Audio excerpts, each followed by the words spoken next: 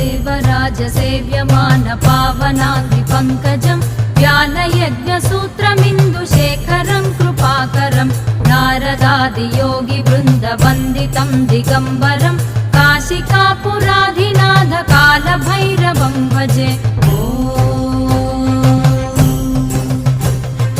भानुकोटिभास्वरं भवाब्धितारकं परं नीलकण्ठमीप्सितार्थदायकं त्रिलोचनं कालकालमम्बुजाक्षमक्षशूलमक्षरं काशिकापुराधिनाथ कालभैरवं भजे।